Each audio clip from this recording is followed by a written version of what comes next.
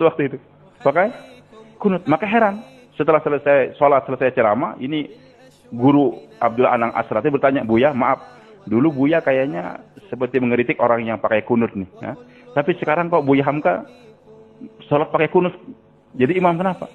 Maka Buya Hamka memberikan jawaban yang ajib, Pak. Ini pelajaran bagi kita-kita nih. Beliau katakan, nak, dulu saya baca satu buku, nak.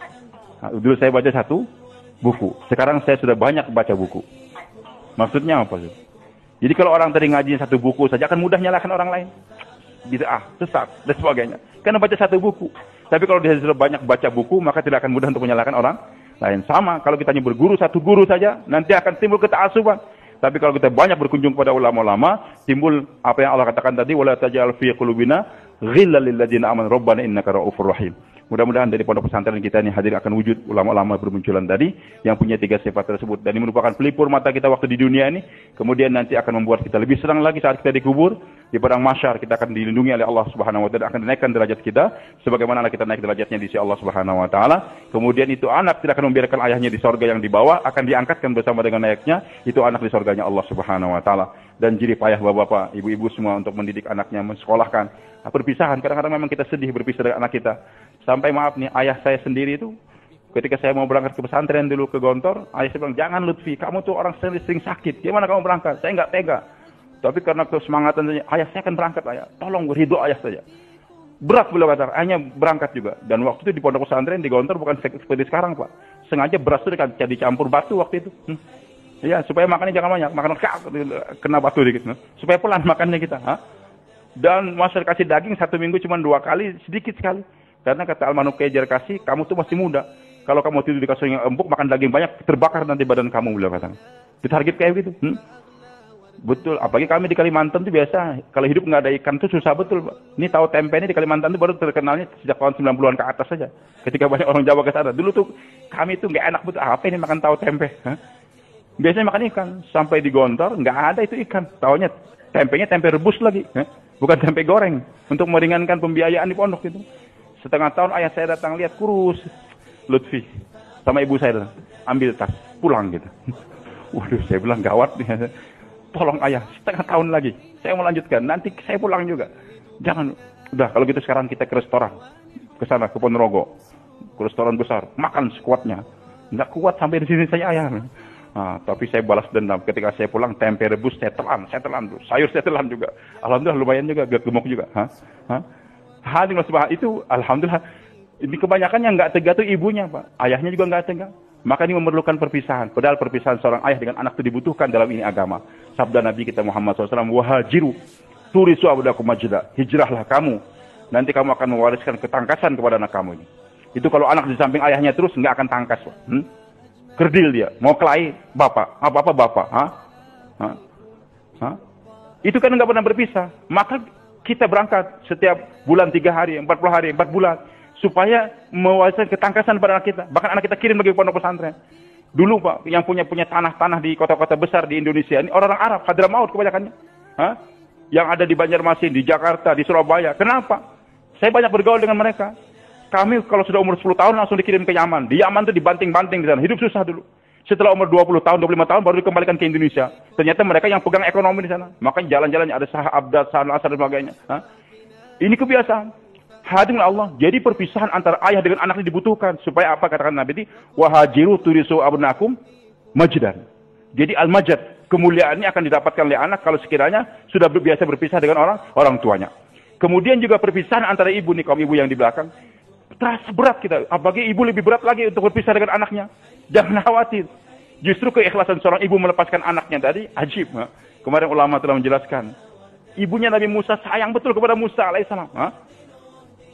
Tapi aneh. Dan dia tahu ini kezaliman Fir'aun akan bunuh anaknya tadi. Maka Allah katakan, arji'i. Susui itu kaum anak. Fa'in khifti, kalau kamu takut, alqi fil yam, lemparkan dia ke laut. Loh, kok gimana? Suruh nyusuin, kalau takut malah dibuang di laut. Berat seorang ibu. Tapi Allah kata al-khifil yam. Wa in khifti fa al-khifil yam. Wa la takhafi inna radduhu ilaik. Nanti berkat kamu mau berpisah dengan anak kamu tadi, serahkan kepada aku. Nanti kami akan kembalikan kepada kamu. Bukan dikembalikan biasa saja sebagai manusia biasa. Wa ja'iluhu minal mursalin. Nanti kami akan jadikan anak kamu sebagai seorang rasul. Jadi kalau seorang ibu tadi berat berpisah dengan anaknya, mau dikirimkan pondok pesantren, nanti itu anak akan dikembalikan oleh Allah sebagai dai-nya Allah Subhanahu wa taala. Jadi nggak mungkin anak ibu akan menjadi ulama besar, akan menjadi kiai, akan menjadi dai kalau ibu sendiri malas untuk berpisah dengan anaknya tersebut. Nah, sayang nak, nggak usah berpisah dengan ibu nak, jangan jauh-jauh. Nanti kalau sudah pondok pesantren baru 2-3 bulan telepon, Bu, sakit Bu di pondok gasalan Bu. Begitu, pulang aja nak, nggak apa-apa nak. Kan aku sudah bagi tahu kamu jangan mondok. Ini ibu yang konyol kayak gini nih Pak. Tadi saya ceritakan dari pagi maaf di Kerincing tadi. Saya punya anak cuma satu Pak. Dari istri almarhumah yang dulu pernah mondok di sini juga 1 tahun waktu saya tinggalkan. Meninggal dunia. Doakan mudah-mudahan Allah angkat derajat beliau. Alhamdulillah sudah berganti lagi. Almarhumah sudah siapkan kader sebelum beliau meninggal. Sehingga 5 hari meninggal sudah langsung kawin dengan santri dia. Bentar lagi melahirkan insyaallah. Mudah-mudahan punya anak 25 orang. Target saya memang 25 gitu Pak. Tapi ajib kata Kiai tadi, orang tuh kalau sudah niat nanti Allah wujudkan.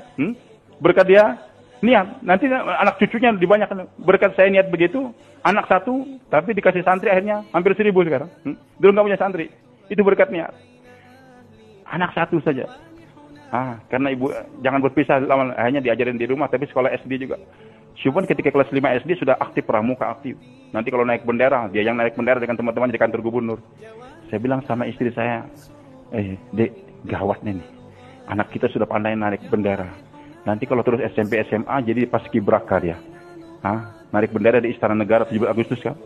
Sementara saya bayar di Kebun Jeruk Jakarta, anak sedang narik bendera di Istana Negara. Wah, malu betul. Tuh gimana? Ya kita pondokkan anak kita. Kamu sedia enggak? Berat istri saya tuh.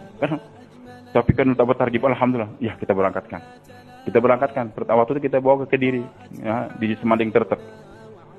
Kiai Musin, muridnya Kiai Arwani. Setelah sampai di sana 3 hari, istri saya nunggu, saya berangkat keliling.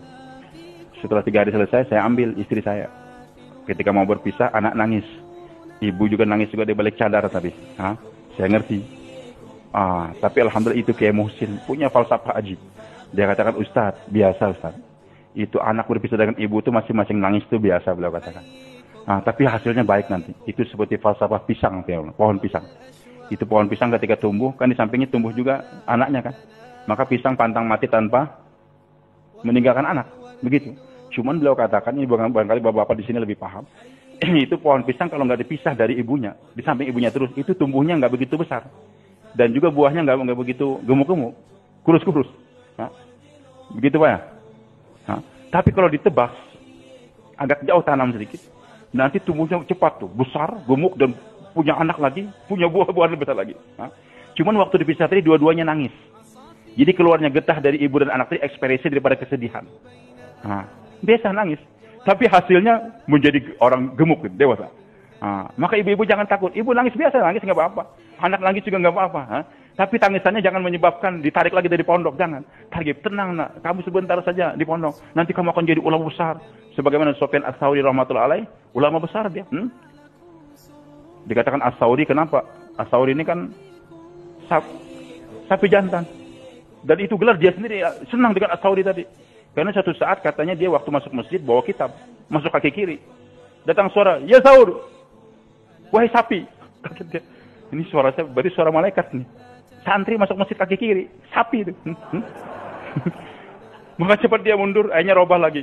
Langsung kaki kanan. Maka sejak hari itu dia katakan, ini Sufyan Ats-Tsauri. Sufyan yang jadi sapi tadi gara-gara masuk masjid kaki kiri tadi.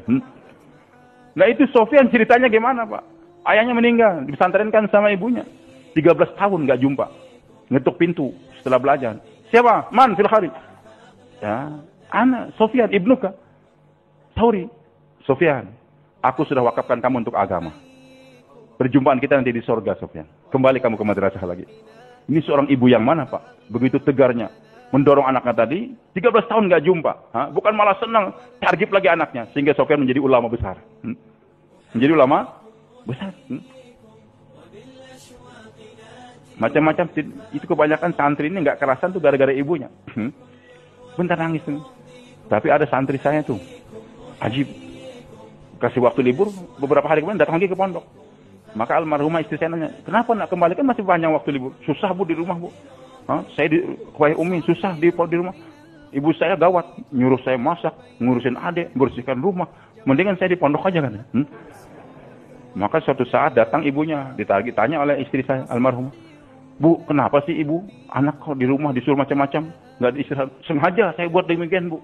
Saya suruh gini supaya jangan kerasan di rumah, agar kembali ke pondok lagi. Wah, kalau gitu kamu hebat, kata istri saya. Lawannya satu lagi, Pak, maaf nih. Untuk menyempurnakan sampai jam 12 saja udah gitu. Ada teman saya, Pak. Tadinya agak preman dia. Alhamdulillah ikut dakwah 4 bulan semangat. Langsung anaknya dikirim ke Temboro. Waktu itu belum ramai, masih musim HP belum banyak. Itu anak Masya Allah di Temboro ajib. Kirim surat tiap bulan pada ibunya. Sehingga ibunya pakai jilbab, rajin sholat, sebagainya.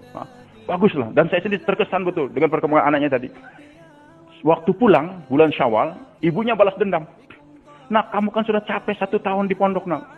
Sekarang terima penghormatan ibu. Kamu mau makan apa saya silakan sekarang. Diberikan baju baru, sepeda motor yang baru. Pokoknya anak makan terus yang enak-enak. Kamu sudah kasihan 1 tahun. Cuma makan sate saja. Apa itu sate? Sayur terong saja. Itu anak karena 1 bulan, dikasih makan enak, dikasih baju yang baru, dikasih mobil motor baru. Akhirnya bulan Syawal nggak mau pulang ke pondok lagi. Nah, ini adalah pemanjaan yang salah daripada kaum ibu tersebut. Maka hadirin Allah Subhanahu wa ta'ala, jangan takut ibu. Berkat kita berpisah tadi dengan anak kita, nanti anak kita akan didewasakan dan nanti baru kita tahu bagaimana anak kita bisa berhasilnya. Sebagaimana saya katakan, doa kita dikabulkan oleh Allah menjadi pelipur mata, dikubur kita akan bersyukur lagi, apalagi di hari kiamat. Enggak pernah lagi senantiasa akan walladzina amanu wa tabi'u bi iman alhaqna bihim dzurriyyatahum. Jadi orang yang beriman